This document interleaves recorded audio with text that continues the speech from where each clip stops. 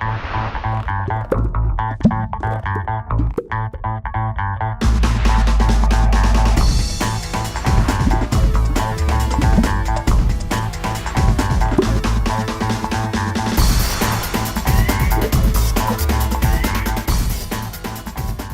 everybody, Edo here, and today I am going to add a part 2 to part 1 of 10 US designers that you should check out. And as a reminder, if you haven't seen that video, certainly do. But in addition, this is just a list of 10 designers based in the US that I think you should know about. I like their stuff. I like their personalities. I've met them. They're cool. They're unknown. Some of them are more known. But the point is, this is not saying these are the only US designers, the best US. These are just great US-based designers, and it's not meant to disclude. Disclude isn't the word, but like when I did the first video, a bunch of people were like, "Well, this doesn't count if you don't have this person in it." Man and woman, there are tons of great designers out there. I'm highlighting and showcasing some. I love in the feedback when people bring up and showcase others. And actually, it was from a lot of that feedback that I brought in more people into this list. But again, it's just, it is what it is. But hopefully, what these videos do is they introduce you to a bunch of designers you may or may not have heard of, people you can learn a little bit about, because I asked them a bunch of questions to give them a little bit more, give them a little bit more of a face, if you will, and or a story. And I'm just sharing it with you to enjoy and check out. So I think you should check out all these designers and many more. Also, I'm going to extend out of the United States now. I think I've have a good base. I'm going to be talking about design in Canada a little bit, and France, and some other countries. It's going to take me a little time to get there. I have to do a lot more research because I don't have as much experience with those other countries. But why don't we jump right in? And first up is Sarah Reed, who often designs with Will Reed, her husband. But Sarah is awesome. Sarah is born in Sacramento, California, and lives in Sacramento, California. And I started interacting with her early on, before I knew she was doing any designs, because she was so supportive for the community and Kickstarter games and Liftoff when I was doing it. Great person. And since then, I had the opportunity to play Project Dreamscape, which I've reviewed, and Oaxaca Crafts of Culture, which is not out yet, but I've been able to play. I played print and play with all the components during the Kickstarter. It was after the Kickstarter, but basically the Kickstarter funded, was successful, gorgeous looking game, and very fun, and is going to be heading to backers and retail at some point. Sarah, one of the things that I do in when I ask these questions, I ask where were they born, where do they live, but also how do they describe their design, how do they get into board games, and a fun fact. So for Sarah, she says that they design thinky fillers and things that don't take a lot to get into and get playing, but work your brain. And they also Sarah likes to design using a mechanics that hasn't quite worked in one game, but think they could work here. And I think that's very true of Project Dreamscape and Oaxaca. What I would say was, I would describe it a little bit different myself, which is she has a knack for taking mechanics that and making them work in a really smooth way, a really mechanically sound, zippy way. A lot like Scott Alms in a way, where it just works. It's sort of like the prime use of that mechanic, and then twists it so that there's this thinky fun element to it as well. And it's really powerful because you can get playing quickly, and then it's interesting. It's different. They don't feel like games that you've played specifically, but they have elements that do, right? One of the interesting things about Sarah and Will was how they got into designing games, because apparently Will wanted to design her a game for her birthday, but he has some vision disabilities, and I'm not familiar with them, but needed help. So then they started working together and designing, and that's how they got into it. They also happen to are like huge into Lego and are officers at a local Lego club. That's their fun fact, which I think is awesome. Look, I think Sarah's super engaging in the community, and designs are great. Well worth following. Something else I'll note, Sarah's the only female designer on this list. I had a couple last time. I spent a lot of time really looking at up-and-coming U.S. female designers. There are a ton of incredible designers, and in other countries as well, who are hitting Kickstarters, developing with other people, starting their own projects, starting their own companies, really emerging in the space. This is, by this time next year, the list is going to explode with female designers. It is super exciting. So just watch for that. So that's Sarah Reed. Moving on. Next up is Gil Hova. Now, Gil Hova is, a convention warrior. And actually, I had him in a Q&A. I don't know if it's going to post before or after this video, where we just talk about what it takes to be a convention warrior like him. But he currently runs Formal Ferret Games, and he was born in New York and is now living in Jersey City, New Jersey. New York, Jersey City, New Jersey. But he's probably best known for the networks, but also Battle Merchants, Prolix, Bad Medicine, Wordsy. I'm going to get a copy of Wordsy to review. And so he's made a number of games. The networks, outstanding. I mean, it is a great game. I think they're going to be doing a Kickstarter expansion of some sort, but super great. Now, in terms of Gil and what he finds interesting in designs, he notes, my game should reward players for accomplishing interesting goals.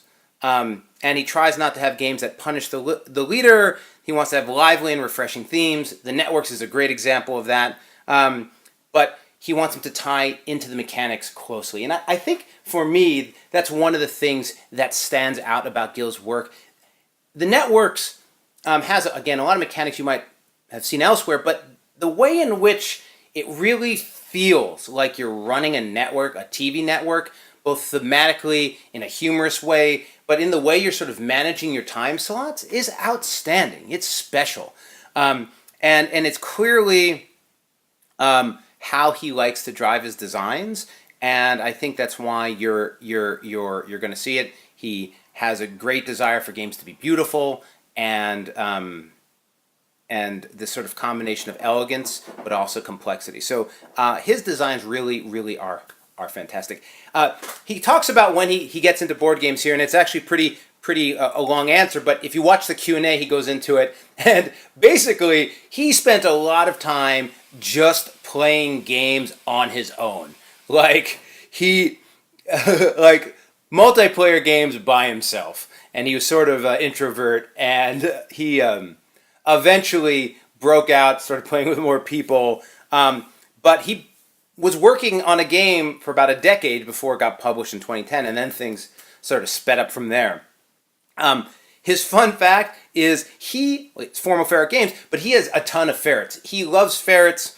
What did he say? It's a cross between a kitten and a puppy, but they keep that mannerism their entire life, extremely playful and affectionate, and even during our video, one of them pops up, and I tell him in my video, but I love ferrets too.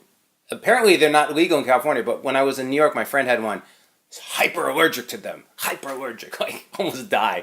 But anyway, that's Gil Hova, worth checking out. Next up is Philip duBarry. And I think it's how you pronounce his last name, duBarry. He was born in Kentucky, grew up in Tennessee, but he's now living in Cincinnati. And Philip has a lot of games to his credit. Revolution, Black Orchestra, Courtier, Spirits of the Rice Paddy, Kingdom of Solomon, Fidelitas, and Eminent Domain, Battle Cruisers, even more than still. So he's pretty prolific. Though, again, there are a lot of these designers that live in that space where you might not be as familiar with them, even though they've done so much work. And games of his that stand up to me, I've loved so much, is Kingdom of Solomon and Spirits of Rice Paddy. And I think it describes, those games really bring out his style of design. Now, the way he describes it is, he says, I like controlled chaos and interesting puzzles to figure out before everyone else. Many of my designs reflect that. Sorting through a lot of information to figure out a master strategy. I love being underestimated. And, of the games of his I've played, there's this sometimes overwhelming sense of options and mechanics and pieces. and how you interlock them and work them compared to other people and work, it's deep strategy and deep mechanics that don't necessarily move into Euro territory. And Kingdom of Solomon has a lot of sort of this territory control, while as Spirits of the Rice Parry has you're working a water flow and spirit gods. I mean, he has a huge range, but just it's one of those designers. You're like, that's a smart dude who's got a lot going on in his head. Fun fact: dude has 6 kids.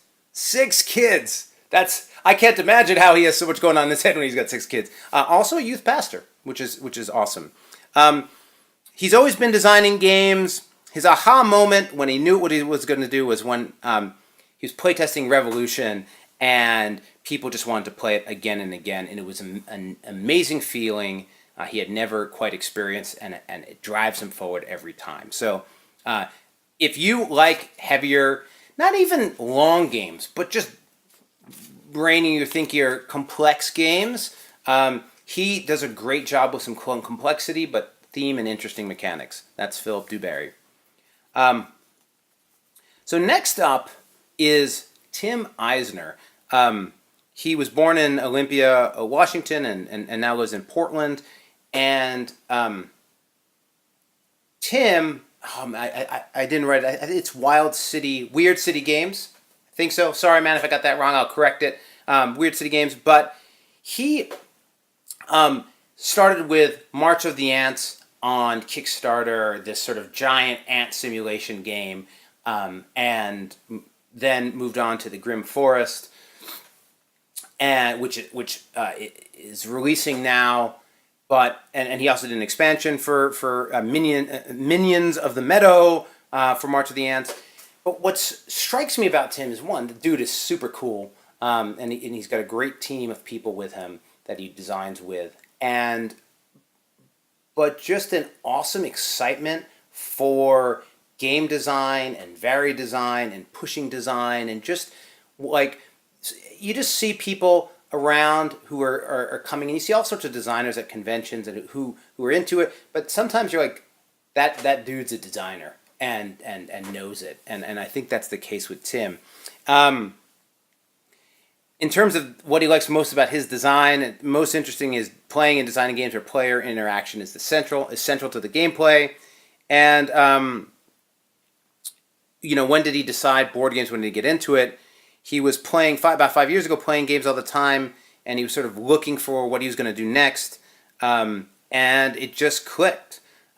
His fun fact was that he learned to juggle and make jewelry while traveling with circus folk in South America. Not something not an experience everyone gets to have, but must have been awesome.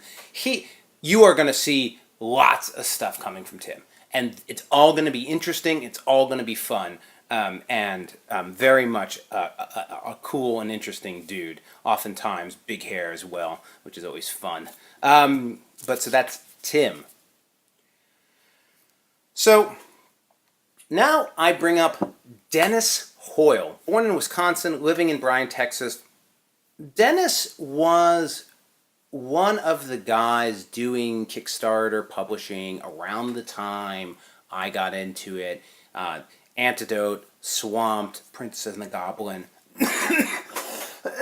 Drop Site, most of which were hit game designs he did. Swamped, I think, was with a co-designer, as well as Coldwater Creek. So he has that sort of Kickstarter publisher personal design thing going on.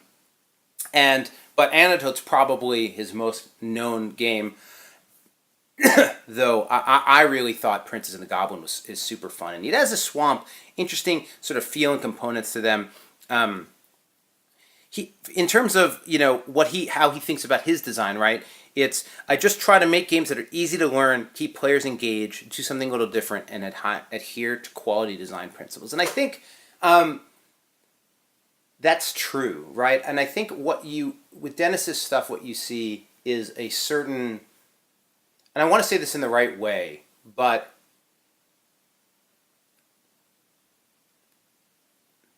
lack of overachievement in a good way. Humility, maybe. Like,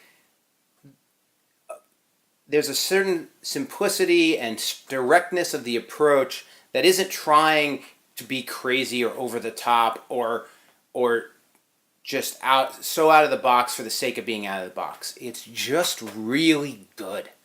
And I think it's refreshing in how just solid and fun and engaging that work is, and that's what comes out.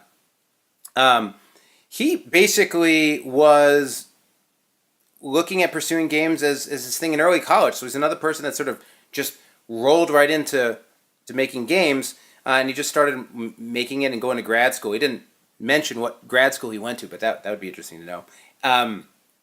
And it just steamrolled into the Kickstarter thing. His fun fact is he just had a kid, and he's been posting pictures of a kid online, and children are wonderful.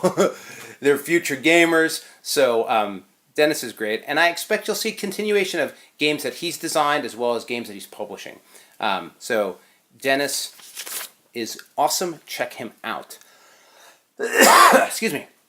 So, next up is Scott Caputo. This is the only League of Game Makers designer on this list, I believe, or at least from the core set. Maybe somebody else is a member, but this, in terms of sort of long-term League guy, had a couple last time. Scott just had, born in Salem, Oregon, living in Fremont, California right now, but Scott's game Whistle Stop was huge at Gen Con. Just released, Bessemer Bezer Games, and it looks awesome. And he did Voluspa, Kachina, and Unearth, and he's working on a number of other designs that are signed and coming through the works. And Scott, and he's not a Kickstarter publisher creator. This is like Luke Laurie. Scott is just designer, building designs, creating designs, finding designs.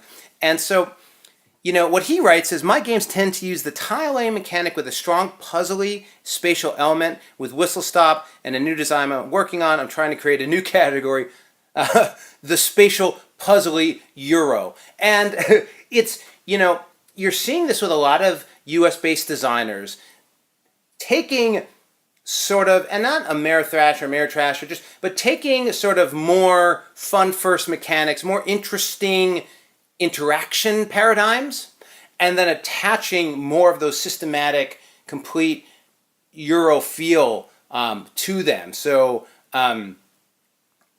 action flicks with heart or brains or whatever. And he's doing a really good job of that. And again, from a personality perspective, just into it, just designer for designing and being a part of it, and very active in League and sharing what he's learned.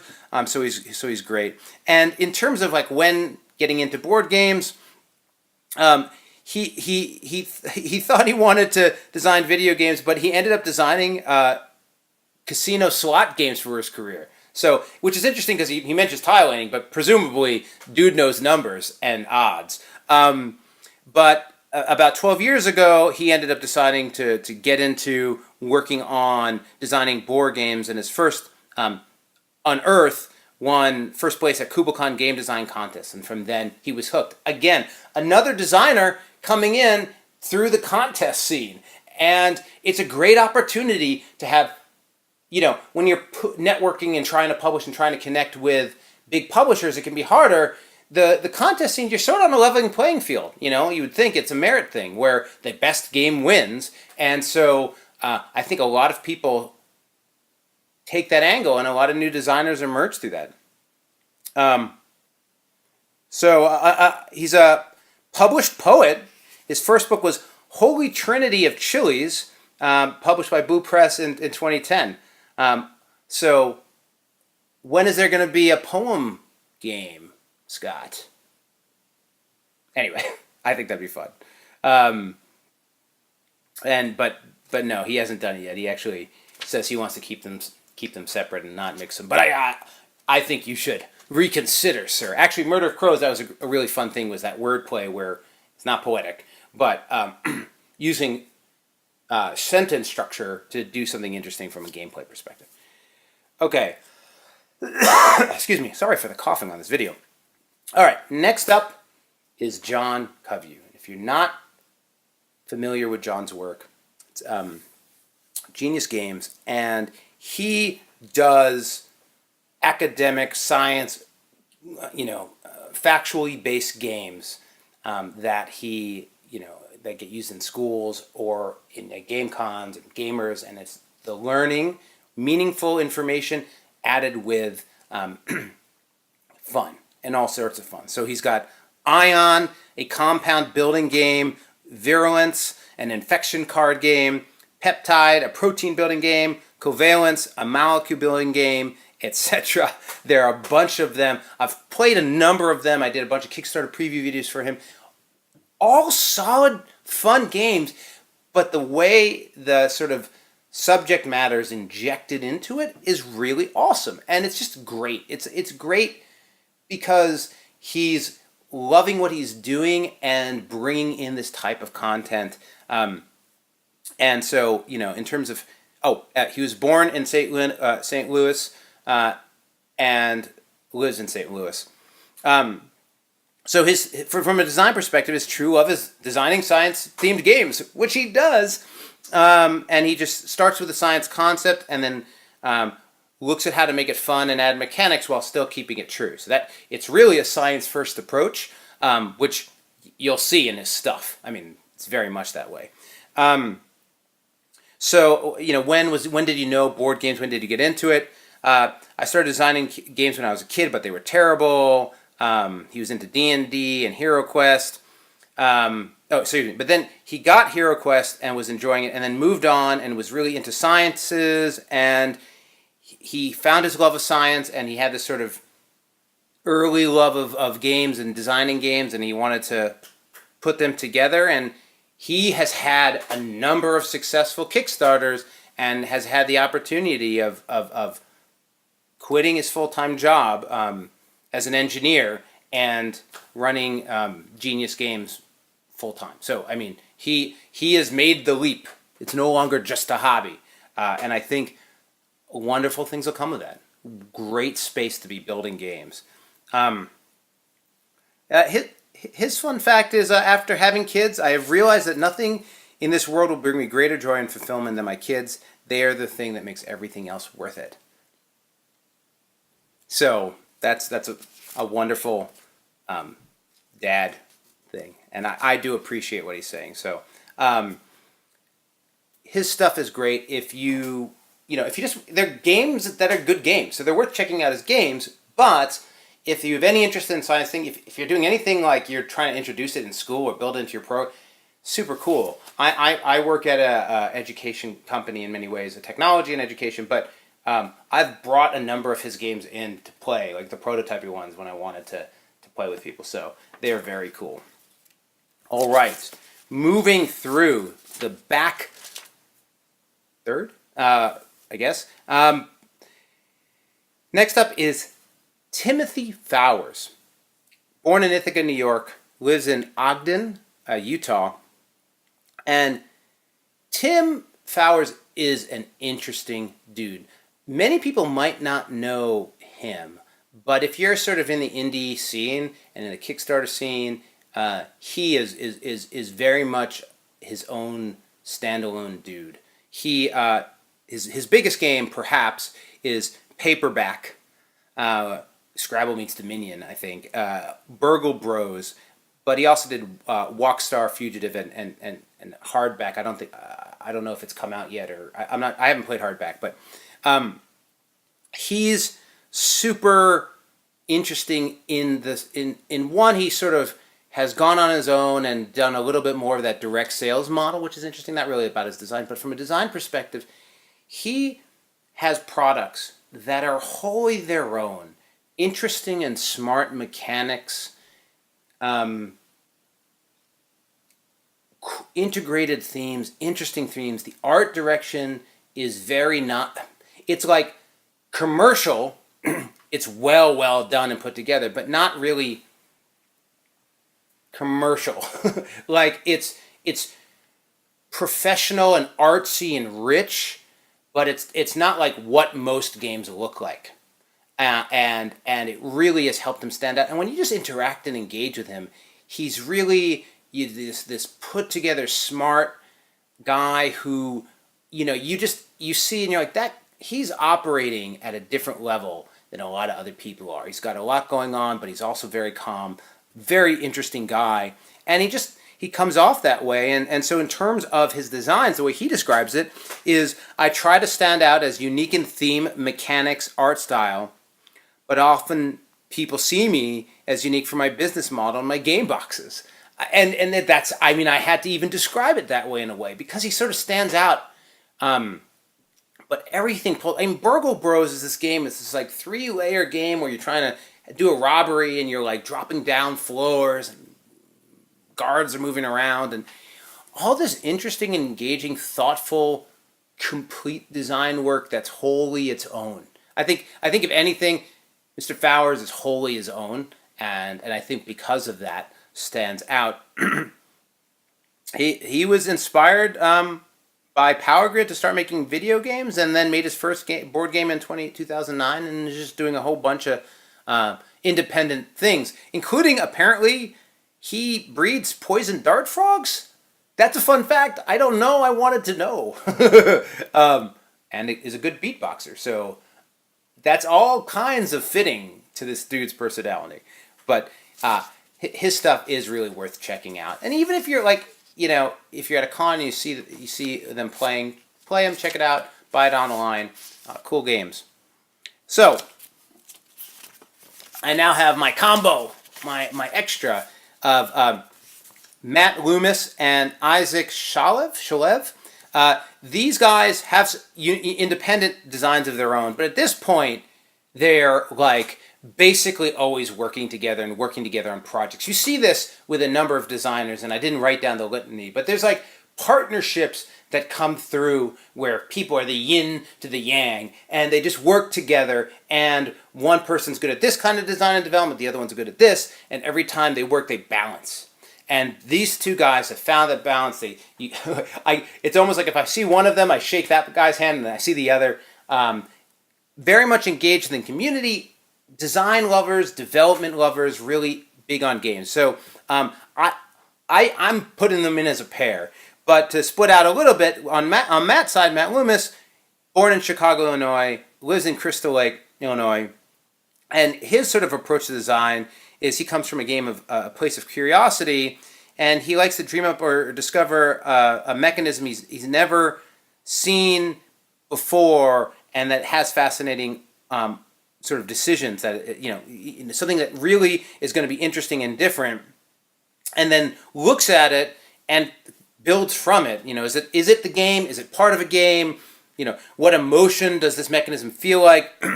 What setting does it belong in? So like coming from the mechanic and growing and blossoming out of it, right? He did Dragonflame, Return to Darkmoor, which is one of the games he did with Isaac. Pickpockets he did with Isaac. There's Seikatsu he did with Isaac, right? It's the overlap, right? And Cosmic Kaboom. If I said that, I didn't.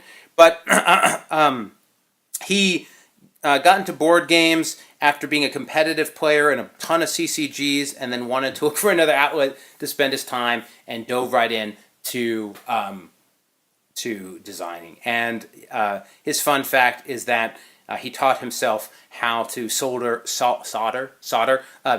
electronics to build high-end Nerf guns, which is always fun. For me, just with Matt, speaking of Matt, having interacted with him a lot, one, I like his work. It's smart, it's thoughtful, mechanics driven. Like these designers seem to know what they do. But what has struck me is I have ended up playtesting and playing a lot of games with Matt, and I think as a developer, he's really good at seeing the product and understanding what works and what doesn't, and pushing to find the fun faster, and pushing to hone, and just good at that sort of, that game's good, but it could be better, and driving it better, and also, being willing to sort of depart from something if you need to, or drop something behind. So, and then he partners with Isaac, and Isaac he was born in Tel Aviv, but he lives in Stamford, Connecticut, and Isaac, super brainy guy. In terms of his games, I sort of Return to Dark Noir, Ravenous River, Pickpocket, Seikatsu. I did a Ravenous River review at one point or another. But you know, he is a little bit more in that category, and I know a number of designers that take this. Is one way he designs games is he plays a game, a genre or mechanic that he doesn't like for something. So a lot of times he'll see his response, a design he's making as a response to like, I want to have this type of I want to have a I don't really like this party style game, this hidden information game. I want it to be more interesting and in depth. So I'm going to design this, and that was sort of Ravenous River actually. I think in many ways, and then. The other part is coming up with a game where it's all, just looking at a game in all the different ways it comes together. He talks about Seikatsu and that wanting to be able to, that game has pieces that are facing different players and the whole presentation and just having an etching on the back of tiles so you can feel them as you're drawing them out of a bag. Like, thinking about the whole product experience and game experience as tactile, as component, as look, all together, right? So you have this one guy who very thoughtful, very looking at what designs out there and then thinking about how to sort of make this full piece to it, really round it out. Other guy who's really likes to come up with out there designs, but then has this really good mind for development and design, and sort of as those things slot together with the two of them, you get some really interesting products. And obviously they both get along. But I definitely recommend checking out both of them. Dragonflame's great. I'm a big fan of Dragonflame by Matt, and Ravenous River is really neat by Isaac. He does some cool things in that. It's a little dark print by AG, but whatever. And I haven't had the chance to, but would very much like to play Seikatsu. You guys can send me a copy. I'd love to play Seikatsu. So anyway, those two guys, a pair, and that brings us to the final designer of this video, Daniel Solis, or Solis, I think it's Solis. This is an incredible dude. Now, again, a lot of these people may have never heard of. You may have heard of Kodama the Tree Spirits. That was a sort of rework of Kiji, a game he designed. There's a Belle of the Ball. Probably have heard that, maybe. But then Koi Pond, Light Rail, Suspense, Tricksters, The Princess Buys As You Wish, I Can't Even. What Daniel does is he has, and Born in New York, but living in North Carolina right now. He does print and play games. So I think it's Drive-Thru Cards, but whatever site he sells through, he's a graphic designer and game designer, and he just makes a ton of projects. He isn't doing a bunch of Kickstarters. He may have at one point, but generally speaking, it's all print on demand, print and play stuff where you can go to Drive-Thru Cards and print your game. And he releases small, interesting, engaging card games. I did a video that was like 3 or 4 of his games all together. They always look great. Incredible, awesome graphic design and really interesting and strong mechanics. And he just does game after game, and he has this amazing library of games. And then what ends up happening is publishers oftentimes will pick it up. Sometimes they'll retheme it. Sometimes they won't. But he just has this stable of product, stable of games that he just makes open access to everyone. It's super cool. And speaking to him about his designs, he's most vocal about not doing war themes and horror themes. And generally speaking, he likes his games to have a Zen-like atmosphere. Kodama, Koi Pond, a lot of them have that feel to it. And he likes that sort of parallel interactions affecting other players' options, right? So it's not necessarily like, bam, but, I did this thing over here, which is sort of influencing your thing over there. Ooh, we're swimming. We're swimming, right? Like, we're moving around.